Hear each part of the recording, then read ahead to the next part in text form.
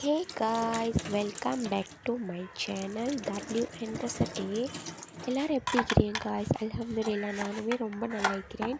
எல்லாரும் நல்லா இருப்பீங்கன்னு நம்புகிறேன். இந்த வீடியோ இப்போ தான் ஃபஸ்ட் டைம் பார்க்குறீங்கன்னு சொன்னால் சப்ஸ்கிரைப் பண்ணுங்கள் ப்ளீஸ். நிறைய பேர் வந்து சப்ஸ்கிரைப் பண்ணாமலே இந்த வீடியோஸ் பார்த்துட்டு இருங்க.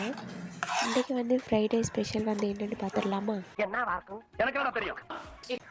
கத்திரிக்காய் வந்து ஒரு பெரட்டல் மாதிரி செஞ்சுருந்தேன். அதுக்கப்புறமா அம்பர்லங்காய் கறி, மஞ்சள் சோறு பாலெல்லாம் ஊற்றி அதுக்கப்புறமா நல்லா திக்காக இறைச்சி கறியுமே ஆக்கியிருந்தேன். கத்திரிக்காய் வந்து பொரிக்கிறதுக்கு மஞ்சளும் உப்பும் போட்டு நல்லா பெரட்டி எடுத்தாச்சு.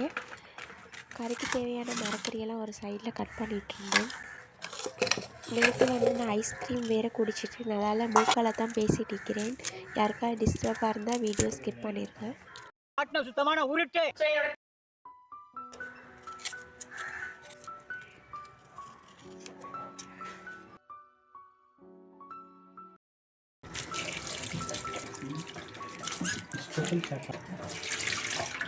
வெயில் அடிக்குது தாகம் வைக்குன்னு சொல்லி ஐஸ்கிரீமே வாங்கி சாப்பிட்டோம். நான் நிஜமாக நினச்சிட்டு இருந்தேன் இந்த ஐஸ்கிரீம் வந்து டேஸ்ட்டை பார்த்துட்டு 20 ரூபா ஈக்கும்னு சொல்லி. ஆனால் வந்து இது 10 ரூபா தான். என் ஹஸ்பண்ட் சொன்னோட அப்படியே ஷாக் ஆகிட்டேன். அந்த டேஸ்ட்டு வந்து இன்னமும் என்ன நாட்டில் இருக்குது, இன்னும் குடிக்கணும் போல் ஃபீல் ஆகிட்டு அந்த அளவு டேஸ்ட் ஆகிடுச்சு. சொல்கிறேன் நீ என்ன சொல்கிற? கல்யாணம் முடிச்சு ஒரு வருஷமும் 4 மாதம் அப்படி இருக்கும். இப்போ நான் வந்து ஒரு வீடு கட்டணும், அதுக்கேற்ற மாதிரி சாமான்கள் வாங்கணும், அந்த இதுலேயே போகிறதால ஈக்கிற இதெல்லாம் வச்சு சமாளிச்சுட்டு போகிறேன்.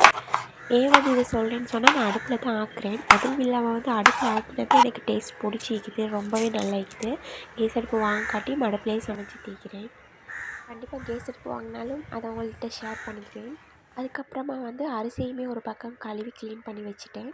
தேங்காய் பால் எடுத்து வச்சிரோன்னு சொல்லிட்டு தேங்காய் பால் புழிஞ்சிட்ருந்தேன். 2 கையிலையும் பெரிய 2 யாரும் கமெண்ட்டில் ஈசிறாங்க.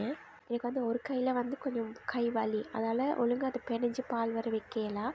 அதால் தான் 2 கையிலையும் பிணைஞ்சிட்ருந்தேன். ஆனால் கிரைண்டர் இருக்குது, கிரைண்டரில் போடுறதுக்கு சோம்பல் ஆகிடுச்சு. அதால் கிரைண்டரில் போட்டு அரைக்கலை. டக்குன்னு வேலையும் முடிச்சிடும்னு சொல்லிட்டு தேங்காய் பால் வந்து கையிலேயே பிணைஞ்சு பால் எடுத்தாச்சு. பால் ஊற்றி மஞ்சள் சோறாக்குறதுக்கு வந்து சட்டியில் தேங்காய் ஊற்றிட்டு நெய்யையும் ஊற்றிட்டு வெங்காயத்தையும் போட்டு இஞ்சி பூண்டு பேஸ்ட்டையும் போட்டு நல்லா தாளிக்கணும். பிரியாணிக்கு போடுற இலையும் போட்டு கராம்பு 2 போட்டு ஏலக்காய் 2 போட்டாச்சு. எங்களுக்கு தேவையான நல்ல ஒரு கருவேப்பட்டை ஒரு 3 துண்டு போட்டுட்டேன் சின்ன சைஸில். அதுக்கப்புறம் சின்ன சீரகமும் பெரிய சீரகமும் போட்டாச்சு. நல்லா வதக்கி அந்த பச்சை வாசம் எல்லாம் போகணும். அதுக்கப்புறமா தக்காளி வந்து 1.5 மாதிரி கட் பண்ணி போட்டிருந்தேன். பச்சை வந்து 2 கட் பண்ணி போட்டாச்சு. அப்புறம் கருவேப்பிலை ரம்பு அதையும் சேர்த்து நல்லா வதக்கிட்டு நாங்கள் கழுவி வச்சுக்கிற அரிசி அதில் போட்டு கொஞ்சம் நல்லா மிக்ஸ் பண்ணி வைக்கணும் 5 நிமிஷத்துக்கு.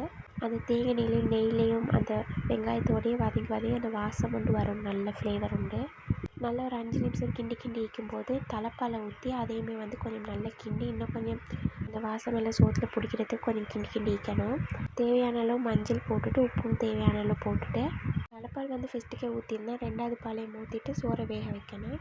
அதோடய சேர்த்து ப்ளம்ஸும் போட்டிருந்தேன். சோறு நல்லா டேஸ்ட்டாகவே இருந்துச்சு அல்ஹம்துலில்லாஹ்ன்ற. சும்மா சொல்ல கூட அன்றைக்கி நல்லாவே இருந்துச்சு. பார்க்குறதுக்கு ஒரு மாதிரி இருந்தாலும் நல்லா டேஸ்ட்டாகவே இருந்துச்சு. அதுக்கப்புறமா வந்து கத்திரிக்காயையும் பொரித்து எடுத்துகிட்டு கிழங்கையுமே பொரித்து எடுத்துட்டேன். வீடியோ எடிட் பண்ணும்போது தான் அந்த கிழங்கு கீழே விழுந்ததே நான் கவனிச்சேன். சத்தியமாக நான் நோட் பண்ணலை. வீடியோ எடுத்து சமைக்கிறது வந்து அவ்வளோ லேசான வேலை இல்லை காய்ஸ். வ்ளாக் கஷ்டப்பட்டு போடுறவங்களுக்கெல்லாம் சப்போர்ட் பண்ணுங்கள் ப்ளீஸ். களியா மாதிரி கத்திரிக்காய் பொரித்து பெரட்டுறதுக்கு சட்டியில் தேனி ஊற்றிட்டு கருவேப்பட்டை ஏலக்காய் இஞ்சி பூண்டு பேஸ்ட்டுமே கொஞ்சமாக போட்டு வெங்காயம் தக்காளி பச்சை போட்டு நல்லா வதக்கிட்டு கருவேப்பிலை ரம்மையும் போட்டு நல்லா வதக்கணும். அதுக்கப்புறமா 2 பேக்கெட் ஜூஸுமே நான் ஊற்றிருந்தேன். திக்காய்க்கிற பாலையும் கொஞ்சம் சேர்த்துட்டு அதை நல்லா பெரட்டி விட்டுட்டு நாங்கள் பொரிச்சு வச்ச கத்திரிக்காயும் கிழங்கையும் சேர்த்து கொஞ்சம் பெரட்டினா அது ஒரு கத்திரிக்காய் டெவல் மாதிரி ரெடி ஆகிடும். இந்த காயோட பேர் தெரிஞ்ச கமெண்ட்டில் சொல்லுங்கள். இறைச்சி கறிக்கு வந்து தேங்காய் சட்டியில் ஊற்றிட்டு இஞ்சி பூண்டு பேஸ்ட் போட்டு வெங்காயம் தக்காளி பச்சை கருவேப்பிலை ரம்பை ஏலக்காய் கருவேப்பட்டை கடுகு வெந்தயம் சீரகம் எல்லாம் போட்டு நல்லா தாளிச்சிட்டு நல்லா வதங்கி பச்சை வாசம் எல்லாம் போனதுக்கப்புறமா கழுவி வச்சுக்கிற இறைச்சியும் போட்டு கிழங்கையும் போட்டு கொஞ்சம் நல்லா அதிலே வதக்கணும் அந்த வாசமெல்லாம் பிடிக்கிறதுக்கு. அதிலே வந்து கொஞ்சம் கலர் மாதிரி இறைச்சி வந்து நல்லா தண்ணி விட்டு வேகும். மிளகு 1/2 கரண்டி, கொச்சக்கத்தூள் வந்து ஒரு 3 கரண்டி, மசாலாத்தூள் ஒரு 2.5 கரண்டி, மஞ்சள் ஒரு 1/2 கரண்டி, தேவையான நல்லா உப்பு போட்டு அது நல்லா அதிலே பெரட்டி இறைச்சியில் வந்து மசாலாலாம் ஊறுற அளவுக்கு வந்து நல்லா வதக்கி விடணும். ஒரு 2 நிமிஷத்தில் வந்து கொஞ்சமாக தண்ணியை ஊற்றி அந்த கொச்சிக்காயெலாம் கறியில் இறங்குற அளவுக்கு வந்து கிண்டி கிண்டி அதை கொதிக்க வைக்கணும். கொதித்து வந்ததுக்கப்புறம் தேவையான அளவு தண்ணியை ஊற்றி நல்லா வேக வச்சு கடைசியாக தலைப்பால் ஊற்றி இறக்கினா சரி, நாங்களுமே சாப்பிட்டோம். மண்டையில் வைக்கிற கொண்டையை மறந்த மாதிரி அம்பர்லங்காய் கறி செய்கிற வீடியோ மிஸ் பண்ணிட்டேன். அவனை சொல்லி நிறுத்துங்களேன்டா. வீடியோ எண்டில் போட்டிக்கிட்டேன். அம்பர்லங்காய் வந்து 2 கட் பண்ணிவிட்டு ஒரு சட்டியில் போட்டு தேவையான அளவு தண்ணி, வேகிறதுக்கு தேவையான அளவு தண்ணி ஊற்றிட்டு லைட்டாக மஞ்சளும் உப்பும் போட்டு கொச்சிக்காய் ஒரு கரண்டி மாதிரி போட்டு நல்லா வேக வைக்கணும். வெந்து வந்ததுக்கப்புறமா திக்கான பால் கொஞ்சம் முதல்ல ஊற்றி வச்சுட்டு அதை வேறையாக இன்னொரு சட்டி எடுத்து அதில் தேங்காய் எண்ணெய் ஊற்றிட்டு வெங்காயம், கருவேப்பிலை, ரம்பை, பச்சை கொச்சிக்காய், ஏலக்காய் ஒன்று, கருவேப்பட்டை ஒரு துண்டு எல்லாம் போட்டு நல்லா வதங்கி வந்ததுக்கப்புறமா நாங்கள் இந்த சட்டியில் வச்சுக்கிற அம்பர்லங்காய் அப்படியே கொட்டிட்டு தேவையான அளவு சீனியை போட்டுட்டு நல்லா கொதிக்க வச்சு வற்ற வச்சு இறக்கினா சரியாக அதில் கொஞ்சம் வெட்டுத்தூளும் போடணும் தாளிக்கும் போது. வீடியோ எடுத்து சமைக்கிறதால அதை மிஸ் பண்ணிட்டேன்.